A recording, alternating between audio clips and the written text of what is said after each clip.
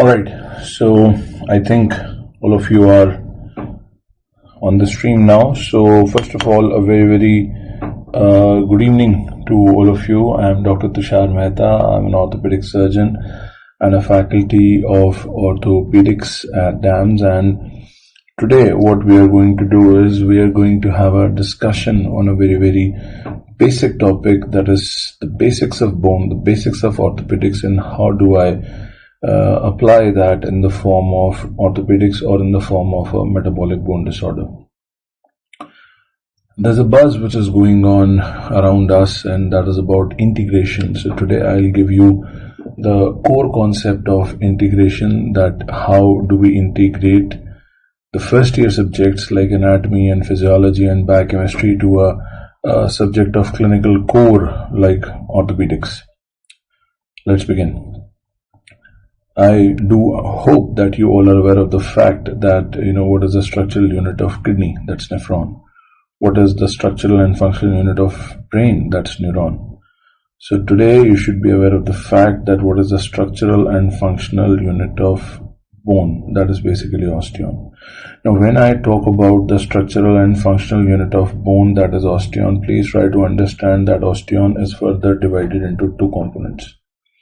One is the organic component, two is the inorganic component. First, when we talk about the inorganic component, we have to understand that inorganic component is further including minerals. Organic, inorganic. Inorganic is all about minerals. Now when we talk about minerals, please try to understand that we are talking essentially about two minerals. What are those two minerals? They are calcium and phosphate. If we are talking about the basics, then I think we should talk about their normal value, their normal range as well. So the normal range of calcium is somewhere around 9 to 11, while when we talk about the normal range of phosphate, that is 3 to 4.5. So that's something that we have in the inorganic component. Now comes the bigger question. Do they exist freely inside the bone? The answer is no. They do not exist freely inside the bone.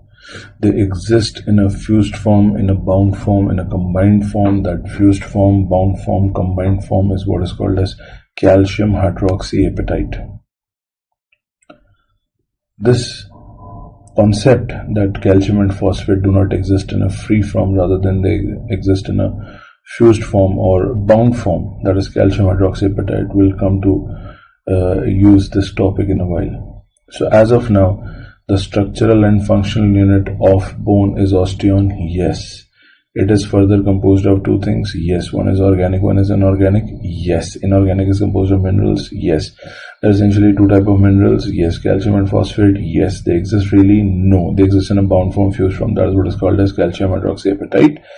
The normal range of calcium is 9 to 11. For phosphate, it is 3 to 4.5.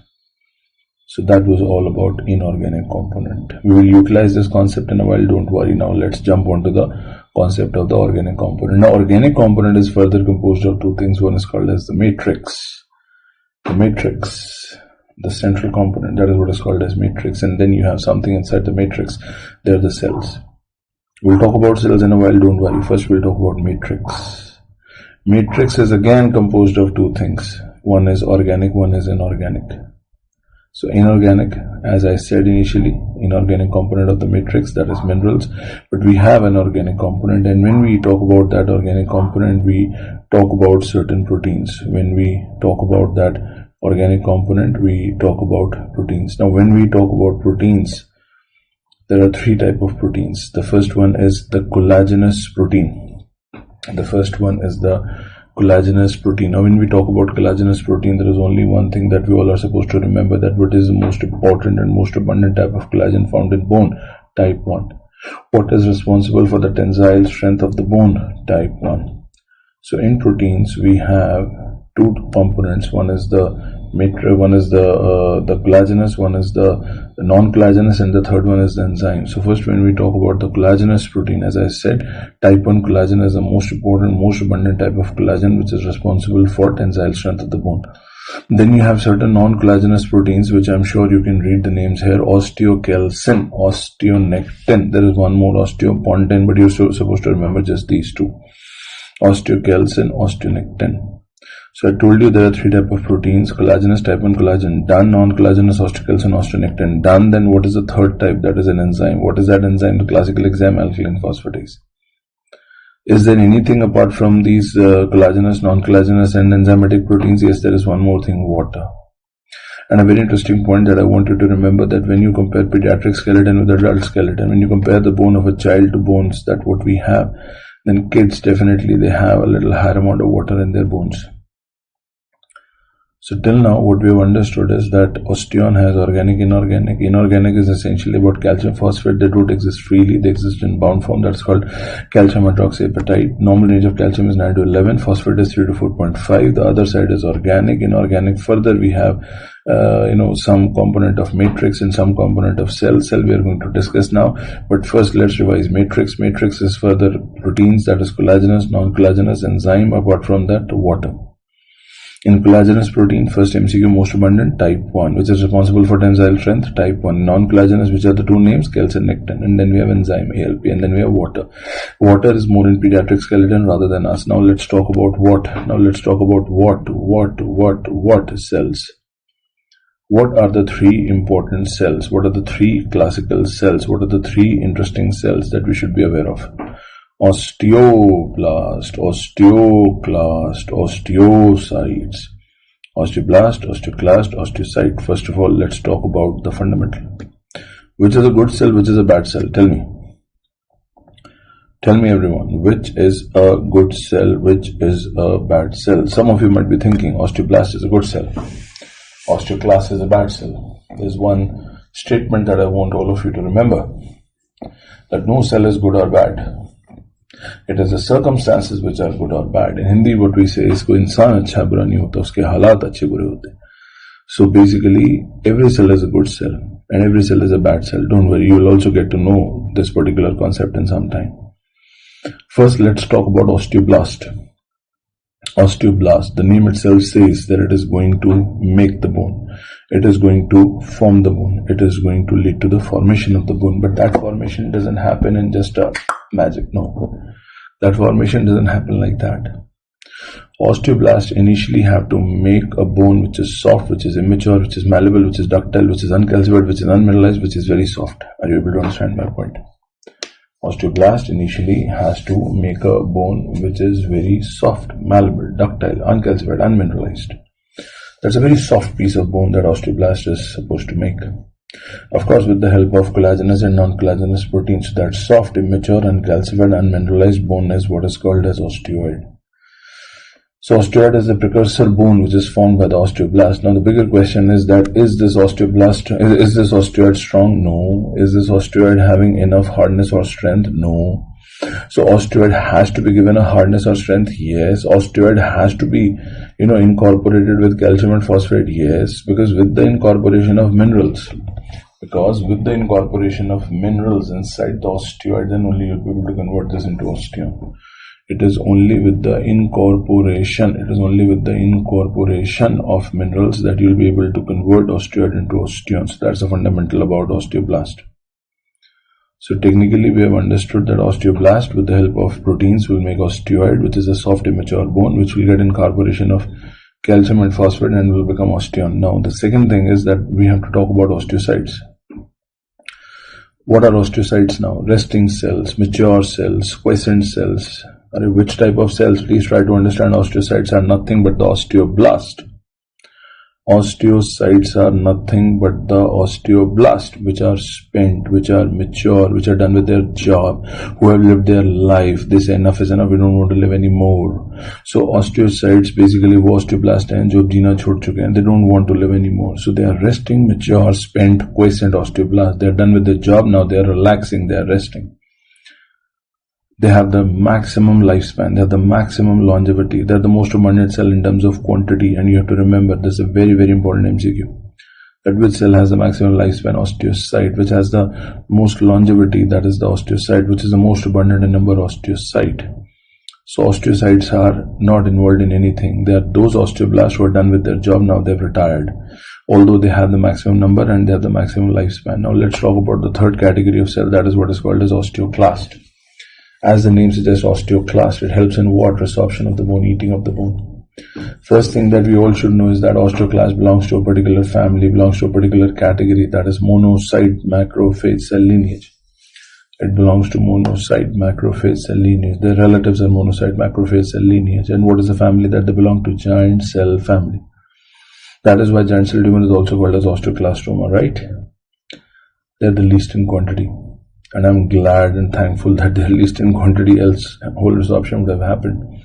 So osteoclasts belong to giant cell family. They belong to monocyte macrophage cell lineage. They are the least in quantity, and what is the most important thing is that osteoclasts are responsible for a function. Osteoclasts are responsible for a function, and that function is basically remembered as 2 R's. Osteoclasts are remembered for their functions, and those 2 functions are basically nothing but 2 R's. One R is R for resorption. Another R is R for remodeling. Remodeling is a very good process. When we talk about fracture healing, we talk about remodeling. That's a very good process. But there is one more R, that is what is called as resorption. We should understand what resorption means. Resorption simply means that the bone has been eaten away by the osteoclast. And when the bone will be eaten away by the osteoclast, don't you think it will leave an empty space behind, a cavity behind, a vacancy behind, a lacuna behind, a pit behind? Of course. There was a professor of histology. He saw those empty spaces. He saw those vacancies. He saw those empty spaces under a microscope. And when he saw those empty spaces under a microscope, he said, oh, these empty spaces, these lacuna are due to osteoclastic resorption of the bone. But you know what? These are my lacuna. So he started calling them as Howship's lacuna. So his name was Howship. Of course, you must have guessed it by now. So you can very well see this empty space, and you can very well see this osteoclast. So osteoclast has eaten away the bone, and the empty space, the cavity, the vacancy, the lacuna, which has been left behind after osteoclastic resorption of the bone, are called as Howship lacunae. Are these gross findings? No. Radiological findings? No. Histological findings? Yes. So these are microscopic cavities which are left behind after osteoclastic resorption of the bone. Are we able to understand this? So guys, till now we've understood what is an osteon, who is an osteon, what it is composed of. We've understood the matrix, we've understood the cells, we've understood the inorganic component. Now I will give you certain golden points. Certain points to remember, certain one-liner MCQs to remember. I told you that bone has got 3 types of proteins. One is collagenous, second one is non-collagenous, third one is enzyme. So in collagenous, I told you the most abundant collagen is type 1, and I told you that it is responsible for tensile strength. Today I want to tell one more thing to all of you, that type 1 collagen is seen not only in bone, it is also seen in menisci. Menisci, remember, the ligaments of the knee. Not only bone, not only menisci, it is seen in annulus fibrosus. What do you mean by annulus fibrosis? Have you heard of the word called intervertebral disc? Every 2 vertebral bodies are separated from each other with the help of an intervertebral disc, and when you see a structure of an intervertebral disc, you will see a nucleus pulposus, a jelly-like material in the center, and you will see a peripheral thick fibrous tissue called annulus fibrosus. So intervertebral disc has nucleus pulposus in the center and annulus fibrosus in the periphery. And there is one thing that I want all of you to remember, that this annulus fibrosus has type 1 collagen. So technically type 1 collagen is in bone, yes. Meniscus, yes. Annulus fibrosus, yes. While type 2 collagen is seen in articular cartilage, and not only in articular cartilage but also nucleus pulposus. So the center nucleus pulposus will have type 2 collagen, and this peripheral annulus fibrosus will have type 1 collagen, 2 surrounded by 1. Always remember this. I'm sure that you all are intelligent, and you all have heard of something which is called as tumor markers, pathology, MBBS, second year, neoplasia, chapter 4 or 5, I think, or maybe 3. In neoplasia, you talk about tumor markers. Here in orthopedics and basics, we'll talk about bone markers, 2 types of bone markers. Markers of formation, markers of resorption. I give you a very simple idea. The most abundant type of protein found in bone is type 1 collagen, yes or no? Yes. Type 1 collagen has a peptide bond, yes or no? Yes. Any peptide bond will have a C double bond of NH2, yes. That means it has a carboxy moiety and an amino moiety, yes. So type 1 collagen has a peptide bond. Peptide bond has a carboxy terminal. It has got an amino terminal. You know what, guys? To make a peptide, you bloody need propeptides. To make a peptide bond, you need propeptide. One propeptide is attached to carboxy terminal. Another propeptide is attached to amino terminal. So just think of it, that if your body and if your blood has subsequently enough levels of propeptides of carboxy and propeptides of amino, if your body has sufficient amounts of carboxy propeptides and amino propeptides of type 1 collagen, what do you think about your bone formation? Is that going to be normal? Yes. What is an enzyme which is required in the formation of bone? Alkaline phosphatase. There is an enzyme also that is called alkaline phosphatase.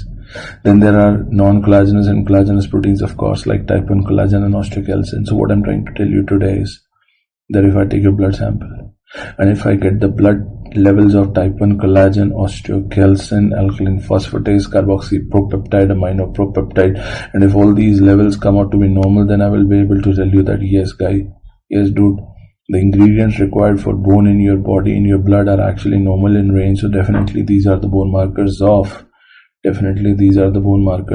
formation. So I'm talking about osteocalcin, I'm talking about alkaline phosphatase, I'm talking about carboxy terminal propeptide, amino terminal propeptide, whatever is there on your screens onto the left hand side. Do you understand?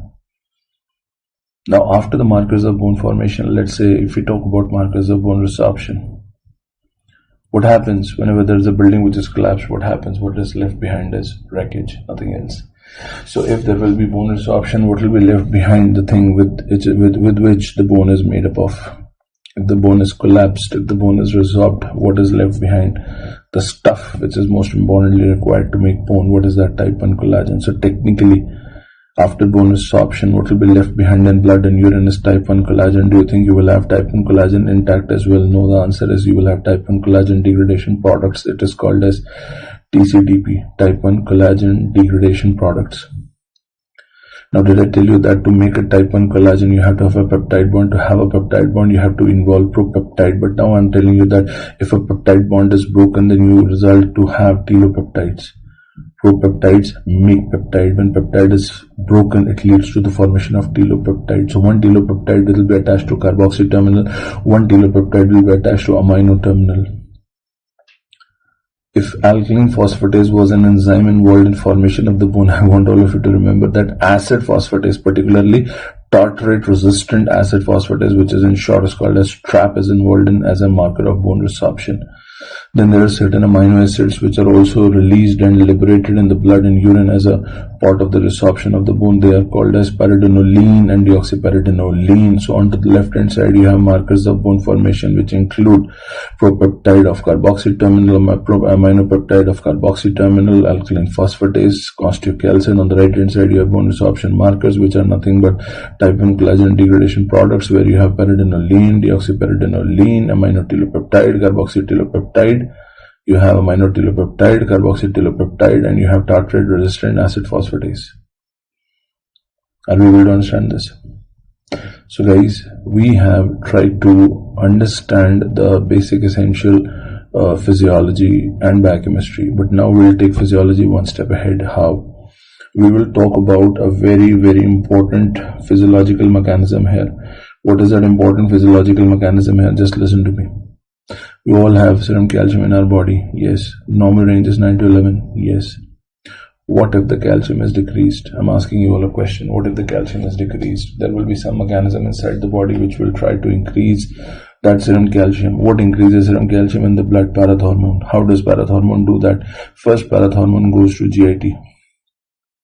First, parathormone goes to GIT and tells GIT that, listen GIT, serum calcium is low. We have to restore that. So GIT, whatever calcium is coming in the diet, you have to increase the dietary absorption of that calcium. GIT says, fine, I'll do that PTH, but who are you? PTH is like, I'm parathormone. She said, shut up. You alone are not sufficient to stimulate the GIT to increase the dietary absorption of the calcium. PTH, you have to take someone's help. Whose help? MCQ's help. Which help? Which MCQ? Vitamin D3. So PTH goes to 125 dihydroxycholecalciferol, and both of them then go to GIT, the distal duodenum and the proximal jejunum, to stimulate for more absorption of the calcium from the diet into the gut and therefore into the blood. But still that absorption is not that great enough to restore the normal values. So then PTH goes to what kidney? And tells kidney that, listen kidney, I've been following you since first year MBBS. Every subject there is something related to you. PTH tells kidney that, kidney, I know you have 3 steps: glomerular filtration, tubular secretion, tubular reabsorption. Whatever you want to filter, please go ahead. Whatever you want to secrete, go ahead. But kidney, I have a request that when it comes to the point of tubular reabsorption, please reabsorb calcium more. Please lead to more reabsorption of calcium. That will be helpful for me, kidney. Kidney said, if you know so much about me, then you should be knowing this as well, that I am a very autonomous kind of an organ. I believe in auto-regulation of the glomerular filtration rate. So I follow a simple logic. If you want something, you have to give something. You want calcium, PTH? Yes, kidney, I want that. You'll get it. But in return, you have to give me your phosphate. You want me to increase the tubular reabsorption of the calcium, I'll do that, but for that you have to be sacrificing phosphate in the urine, leading to phosphaturia and hypophosphatemia. So we definitely, kidney did the trading of calcium and phosphate. So kidney tried to increase the tubular reabsorption of the calcium, but at the cost of what? Phosphate. So that again was something which was, of course it happens, but not very desirable. So now PTH is quite tired. PTH has already requested GIT, is already requested kidney. Now PTH finally goes to the powerhouse of the calcium, the maximum storage place of the calcium. Which place has the maximum reserves of calcium? So PTH goes to Bone Industries Private Limited. It has a caption, we all supply all sorts of calcium at the best prices. So PTH goes to the bone. There's a watchman outside the gate, stops PTH. Yes, tell me. PTH is like, well, I'm a parathormone, 1 to 88 amino acid sequence chain. I want to go inside. I want to meet Mr. Osteoclast. I want Mr. Osteoclast to quickly resorb the bone so that I can take calcium from the bone to the blood. We need more blood. We need more calcium in the blood. That is my job. That watchman says, sir, you want to go and directly meet the cell called Osteoclast? You want to do that? PTH says, yes, of course. That's why I'm here. Sir, please don't do that. Why? What happened? Sir, no, sir. Please don't do that, sir. Sir, PTH is Osteoclast is a very angry kind of a cell. You know what, sir? It belongs to giant cell family, sir. You can't just go directly and meet Osteoclast. You have to do it via somebody. PTH is like, bloody hell, what is that via somebody? The watchman says, sir, you know what? Whenever you come to bone, to this cell called as Osteoblast, this cell called as Osteoblast, you should go to this cell first. PTH is like, dude, have you gone crazy? I've come here to stimulate Osteoclast so that we can resorb the bone and increase the calcium from the bone into the blood. You want me to go to this beautiful, wonderful cell called Osteoblast? Osteoblast uses calcium to make more bone. Watchman is like, PTH, sir, you have to do it. So PTH goes to Osteoblast, introduces himself. Well, I'm parathormone, 1 to 88 amino acid. Mr. Osteoblast, how are you? Osteoblast, as usual, is very nice and very pleasant, and he's like, Mr. PTH, please have a seat. Tell me, what would you like to have? Kya lenge? Chai lenge? Coffee lenge? PTH is like, nahi, calcium lenge. Blast is like, hum to nahi denge, because that's not my job. Osteoblast simply tells PTH that you have come here for calcium, but I think you have come to the wrong cell, because that's not my job. My job is to involve calcium to make more bone. PTH is like, sir, you know what? I didn't want to come to you, but that watchman told me. Blast is like, very strange, but Mr. PTH, I cannot help you. PTH is like, bloody enough is enough. I've already requested GIT, I've already requested kidney, I've bloody requested a watchman, now enough is enough. PTH takes out his pistol and he keeps it at the head of the Osteoblast. He's like, dude, you know what? In physiology, we know that you make bone, and for that you require calcium. You include calcium and you make bone. But PTH is like, dude, can you see the gun? This is no longer physiology. This has become pathology. In physiology, for sure, you utilize calcium to make bone, but not now. You are under my influence. You are not physiology anymore. You are pathology, and under the influence of the parathormone Osteoblast, you will have to do this. How? But Mr. PTH, how? You want me to do it? I'll do it, because I have a gun on my head. But how? Osteoblast is like, I don't know. Call someone. Call anyone who can go and tell Osteoclast that yes, Osteoclast has to quickly resorb the bone to increase the level of the calcium inside the blood from the bone. Osteoblast is like, sir, there is one MCQ that can help. Call him. Whoever it is, bloody call him. Osteoblast is like, Rankle. Hey, Rankle. Please come here, huh? Rankle comes to the scene. PTH is like, bloody hell, what is this name? Rankle? Rankle is like, I am receptor for activated nuclear factor kappa ligand. I am the secondary messenger. I am the secondary messenger who will go from osteoblast to another cell called as osteoclast, and I will go to the receptor on the surface of the clast. Rank ligand will go onto the receptor of the surface of the clast. It will make the ligand receptor complex. Clast will be like, hey buddy, what are you doing? Well, I'm rank ligand. I've come here to meet my receptor. What do you want, Rankle? Clast is like, what do you want, Rankle? Like, Rankle is like, Mr. Osteoclast, we have just one request for you. Yes, tell me, Mr. Clast, we want you to do the resorption of the bone. We want you to do the resorption of the bone, because when you will do the resorption of the bone, then one thing is for sure, that we will be able to increase the level of the calcium inside the blood, which is the actual aim, which is the actual aim of PTH. That's what PTH wants to do. Just hold on. That is what the PTH wants to do. Is that clear to all of you? Do we all understand this, everybody? Is this fundamental clear to all of you? Say yes or no. So technically, if you see, everyone, I've given you the basic hint of biochemistry. I've given you the basic hint of physiology. Now, how do I connect this biochemistry and physiology to orthopedics? I'll tell you. Guys, we have understood what is osteon. We have understood what is inorganic, what is organic. Inorganic is mineral. They don't exist freely. They exist in bound form. What is organic? What is matrix? What is cell? What are the three types of cell? We've understood blast, class, site. We've understood how physiology is important, how PTH acts, and how under the influence of PTH, osteoblast, which is always supposed to be a good cell, which is always supposed to make bone, is now eating bone, because that is no longer a physiology, it has become pathology. And who plays a very important role here? Secondary messenger. Now we'll try to connect this to a very important metabolic bone disorder. We will try to connect this to a very, very important metabolic bone disorder. So everyone listen to me very, very carefully. My dear students, did I tell you about this? Yes. My dear students, did I tell you about this? That osteoblast is a cell which makes a very soft, immature, uncalcified, unmineralized, malleable, ductile bone called osteoid? Yes. Did I tell you that osteoid has to further get the incorporation of calcium and phosphate, that is mineral, to get itself converted into osteon? Did I tell you this? Yes. I have a question for you. What do you think about that young girl who at every single point of time wants to order through Zomato and Swiggy and wants to have just the junk food? She doesn't want to have any green leafy vegetable. She doesn't want to have any milk or milk products. So technically she will be deficient in what? Calcium. She will be deficient in what? Vitamin D.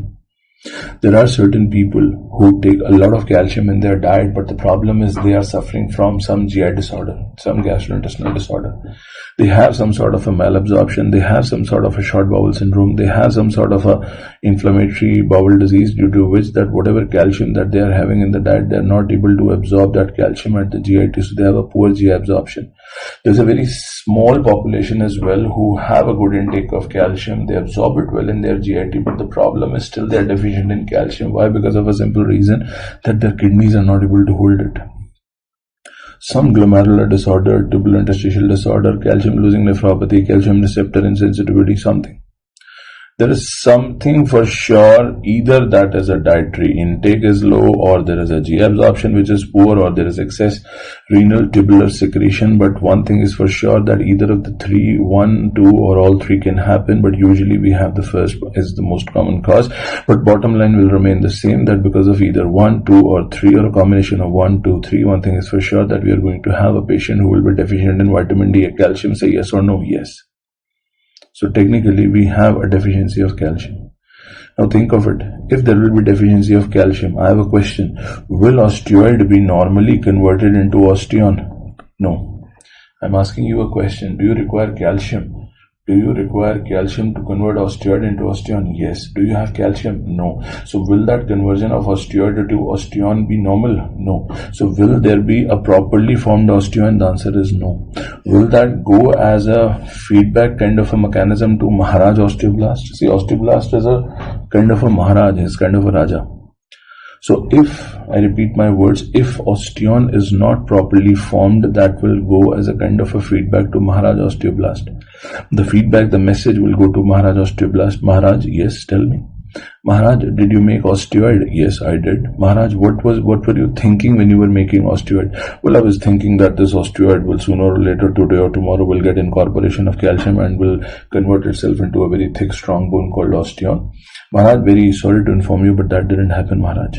There was a deficiency of calcium due to which osteoid could not get converted into osteon, Maharaj. Oh, well, it doesn't matter. We will make more osteoid. Maharaj, please try to understand. It doesn't matter that you will make more osteoid or not, but at the end of the day, that osteoid will not have the calcium to convert itself into osteon. Well, I don't care. We will make more osteoid. Maharaj is just hopeless, irrational, no logic. He's just, we will make more osteoid. Arey Maharaj, osteoid will not, we will make more osteoid. Maharaj, we will make more, we will make more osteoid. So he didn't listen to me because it resulted into the loop or a kind of a vicious cycle where there was a positive feedback mechanism which was going on, that since osteon was not formed, that gave as a message, that went as a message to osteoblast, and that resulted into formation of a lot of osteoid. And at the end of the day, please try to understand that the patient had a bone which was soft, malleable, ductile, immature, uncalcified, unmineralized, and it was technically essentially only and only osteoid without any component of significant osteon. So this resulted into the formation of a lot of osteoid without any incorporation of osteon. Now, is osteoid a strong bone? No. Is osteoid a very thick bone? No. Is osteoid a very tough bone? No. That is why people said that, you know what guys, osteon has been formed but very malformed, osteon. Do you understand? They said osteon has been formed but not actually formed. It has been malformed, osteon. Some people said that, because of the hunger of the calcium, the bone has resulted into a war. So that is why some people called it hunger osteopathy, war osteopathy.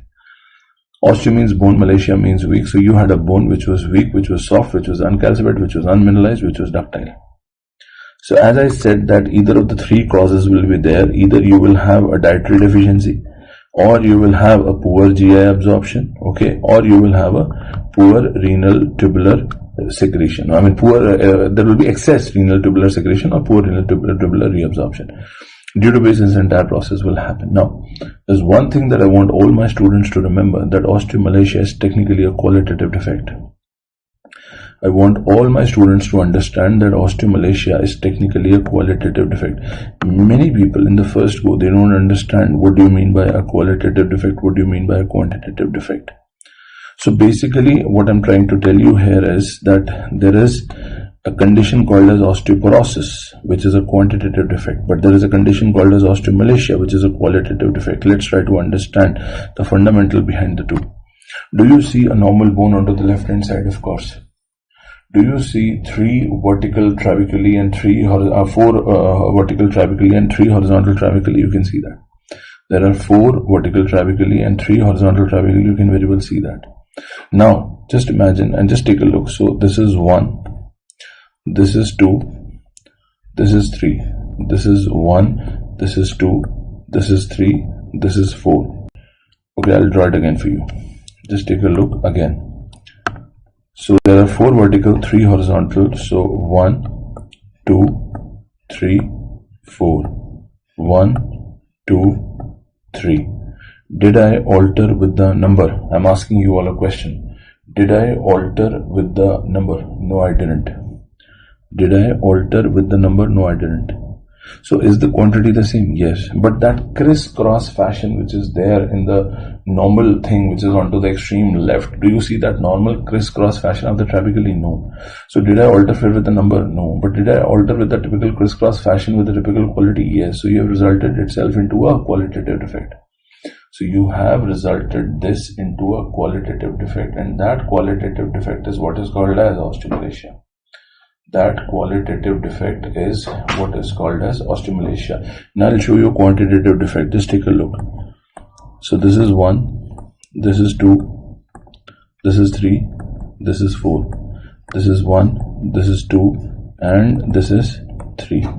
Did I interfere with the quality? No. Did I interfere with the crisscross fashion? No. But do you see some point that yes, trabeculae are less in number and they are getting diminished at certain places? Yes, this is a quantitative defect.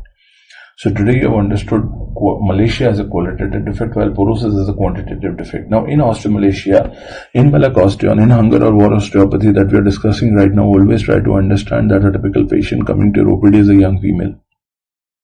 15 to 45. Yes ma'am, tell me. Doctor, I'm having bone pains. Where? Can't localize. They're diffuse, they're vague, they're non-specific. I'm having bone pains. I said where? She said diffuse, vague, non-specific, I can't localize.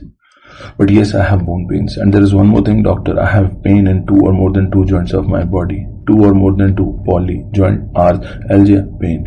So I have pain in 2 or more than 2 joints of the body, polyarthralgia. I have bone pains. They are diffuse, they are vague, they are non-specific.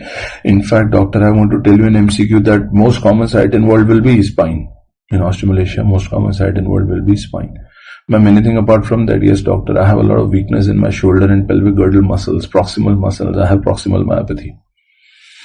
So these are 5 important points that the patient will be a young female. Yes, there will be diffuse, vague, non-specific bone pain. Yes, there will be most common site which will be spine. Yes, there will be polyarthralgia. Yes, there will be proximal myopathy. Yes. Well, ma'am, we need to investigate you. For that, first we will require a couple of blood tests. We'll get a serum calcium, serum phosphate, serum ALP. Now guys, you have to tell me what is going to happen to all these blood levels. Of course, it is very simple to remember. What is osteomalacia due to? Deficiency of vitamin D. Vitamin D helps in absorption of calcium from the gut, yes or no? Yes, but really vitamin D will be low. Calcium has to be low. So calcium will be low. Normal value is 9 to 11, but calcium will be low. Even serum phosphate will be low. Why serum phosphate will be low? What is the normal value? 3 to 4.5, it will be low. Why? Because calcium is usually coexisting with phosphate. If one is low, other has to be low. What will happen to the alkaline phosphatase level? Definitely alkaline phosphatase level will be high. Definitely alkaline phosphatase level will be high. ALP will surely be high. There is no confusion. So this will be about the biochemical test. Now after biochemical test, the next thing which will be there will be a radiological test, radiological investigation. There are 2 important radiological X-ray investigations. I mean, there is one X-ray investigation, but there are 2 important sites. One is pelvis, one is spine. First of all, spine. As I told you, most common site is spine. So in spine, you are going to see, something which is called as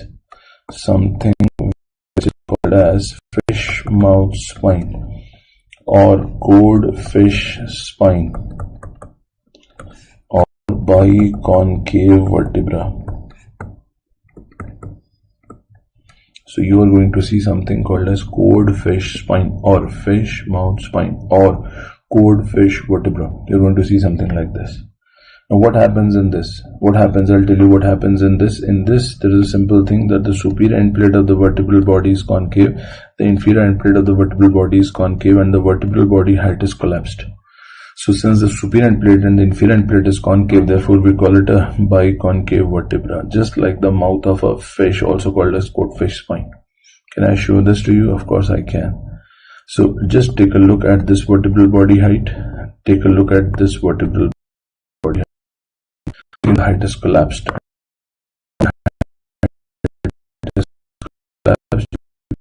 Does it make sense to you? All of you. So this is the fundamental behind the radiological investigation of spine. Now there is one more thing that I want all of you to remember, that this fish mouth spine will be seen not only in osteomalacia as well as osteoporosis. So this fish mouth spine as a radiological finding. Okay, so this fish mouth spine as a radiological finding will be seen not only in osteomalacia but as well as osteoporosis. And I want all my students to remember that if there will be a pattern of exam where you mark more than one option as correct, I am telling you that all of you will mark with both the conditions here. But let's say if the pattern says that you have to choose one, then always remember What are you supposed to remember? You are supposed to remember that M for mouth is M for Malacia. You are supposed to remember that M for mouth is more classical of M for Malacia. What is the other X-ray that we got done apart from spine? That is basically pelvis. And what do you see in pelvis? In pelvis you see a couple of things, but the first thing that you see in the pelvis, in the hip joint, in the inframedial border of the neck of the femur is something like this. Can you see this? You can very well see this. So technically, what you are looking at right now is what is called as loser zone. Do you see a ribbon-like translucency? Yes, of course, you see a ribbon-like translucency. You see another ribbon-like translucency here. You see another ribbon-like translucency. See, you have to understand, why do you see bone on an X-ray? You have to tell me. Why do you see bone on an X-ray? Because bone contains what? Calcium. In this condition, do you have deficiency of calcium? Yes. So there will be certain areas where you will be able to see a bone, but that bone will be an uncalcified, unmineralized osteoid. And those unmineralized sections or those unmineralized bones will be evident in the form of a thin ribbon-shaped translucency, and that translucency is what is called as loser zone. One that you saw in the neck of the femur, two you saw in the pubic rami. Now these are what are called as loser zone, but that doesn't matter. What matters is that who is the loser here. What you are looking at right now is called as loser zones, but what matters more is that who is the loser here. It is the Emil loser. So it is basically the Emil loser. He was a Swiss doctor who gave this term called as Emil loser. He gave this term called as loser zone. So neither the patient nor the bone, you, me, we are not losers. Now loser zone is a X-ray hallmark. So this condition is a X-ray hallmark of osteomalacia. Now I'm going to tell you another important point, that this is not only an X-ray hallmark of osteomalacia, but this is also seen. This condition is also seen in osteogenesis imperfecta, also seen in renal. Just hold on, guys. This is an X-ray hallmark of osteomalacia for sure, but this condition is, this loser zone is also seen in renal osteodystrophy, also seen in osteogenesis imperfecta, and even a condition like fibrous dysplasia.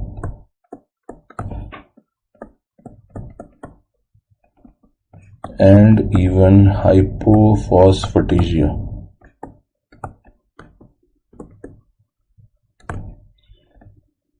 Okay, and a condition like hypophosphatasia. Now when we talk about the next condition, the classical sites where do you see loser zones. The classical sites where you see loser zone, one is in front of you, one is definitely in front of you, that is the neck of the femur. You can also see it in pubic rami. This is also seen in subtrochanteric area of the femur. Not even over there itself, but you can see this in clavicle. You can see this in ribs. You can see this in outer border of scapula. So these are the common areas where you see loser zone. You do see loser zones. Somebody has asked why they are formed. I'll repeat it again. Bone contains calcium. In this condition, there is no calcium. So in bone, there are certain spots. Since they don't have calcium, they will appear as ribbon-shaped translucencies. Those ribbon-shaped translucency black spots will be called as loser zone. Alright, now a very interesting point, that these loser zones are also known as pseudo fractures. These loser zones are also known as pseudo fractures. There's a reason for calling them as pseudo fractures.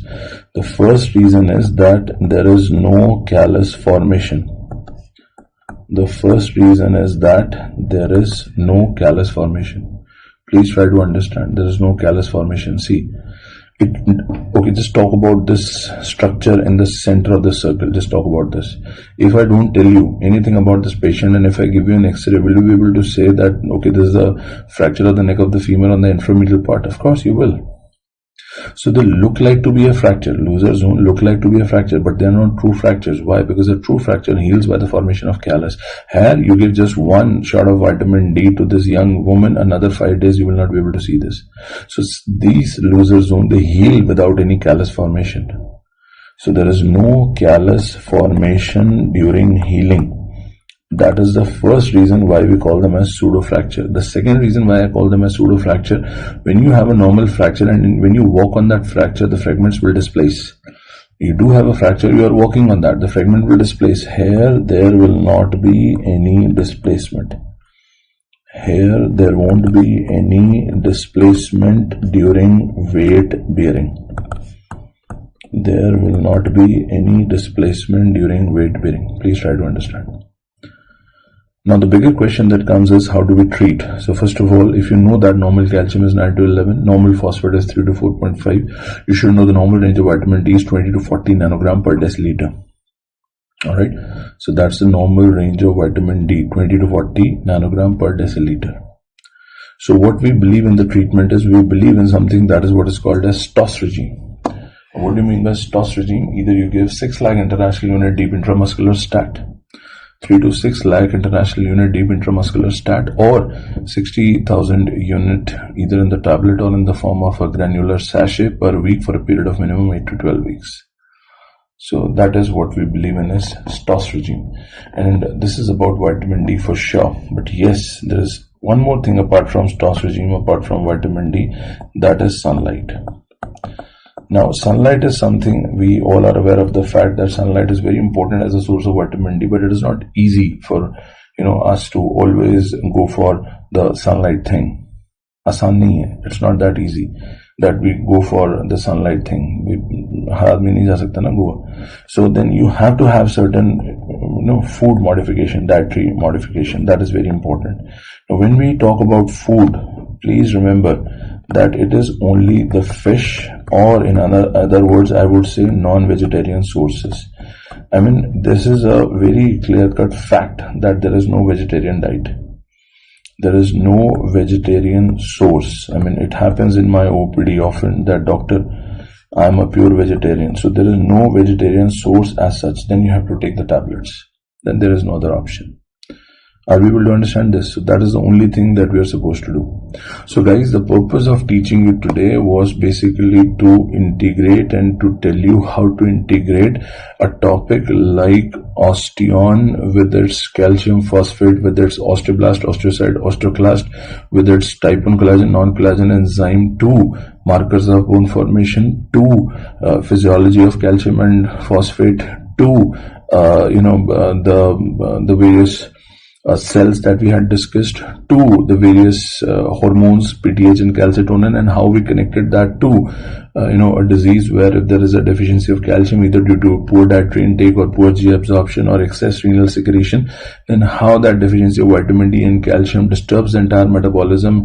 And despite calcium is low, but there is a lot of osteoblastic activity that produces a lot of osteoid, and that is not helpful because that is a malleable, immature, uncalcified bone, and that gets deposited in the body, leading to a qualitative defect called osteomalacia, weak bone, soft bone, also called as hunger war osteopathy, also called as malacosteon. So we've discussed the clinical picture, we discussed the biochemical test, we discussed the X-ray findings.